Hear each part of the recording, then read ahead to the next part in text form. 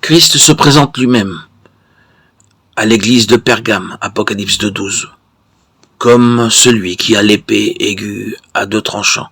Il dit au verset 13, « Je connais ton travail, où tu demeures.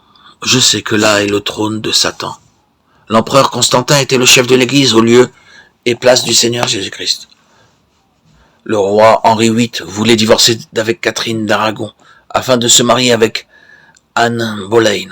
Ainsi, il se sépara de l'église catholique romaine et devint le chef de l'église d'Angleterre. Mais Christ ne peut pas régner sur une église où un homme s'arroge l'autorité. L'église est alors avertie de ne pas manger des choses sacrifiées aux idoles.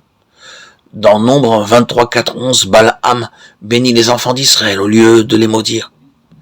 Il ne souhaitait pas faire cela, mais Dieu l'avait obligé à les bénir.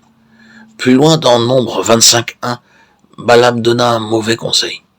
Il persuada habilement quelques enfants d'Israël de conclure des mésalliances, ce qui amena le peuple à adorer les idoles et Israël se joignit à Baal-Péor. Nous pouvons qualifier la doctrine de Balaam, doctrine des mésalliances, c'est-à-dire des croyants mariés à des incroyants. Dans 2 Corinthiens 6, 14, 18, nous lisons pourquoi l'alliance avec des incroyants est nuisible. C'est un faux argument de dire « je suis ami avec cette personne » afin de pouvoir la convaincre. C'est une arme puissante du diable pour nous entraîner dans la cécité spirituelle. Un croyant et un incroyant peuvent-ils s'associer pour un travail? Amos 3.3 donne la réponse. Deux hommes marchent-ils ensemble sans s'être concertés? Cette église avait aussi parmi ses membres des gens attachés à la doctrine des Nicolaïtes, Apocalypse 2.15. Le peuple adorait le prédicateur qui pouvait attirer des foules, ce que Dieu haïssait.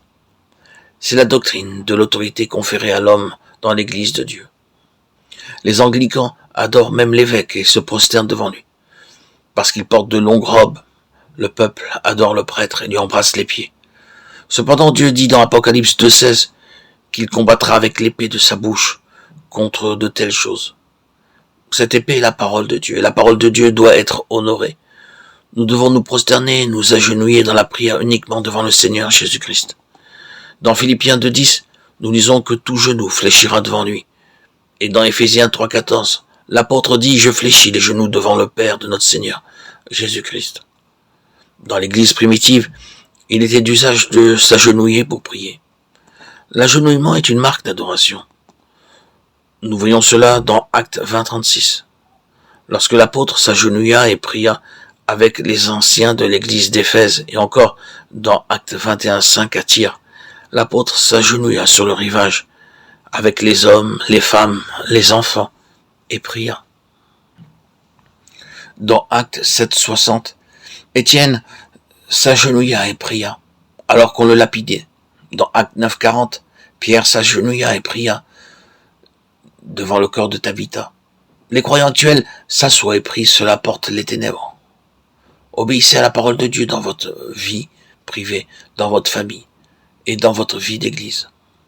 On plaisante aussi souvent dans les réunions de croyants, et spécialement parmi les jeunes.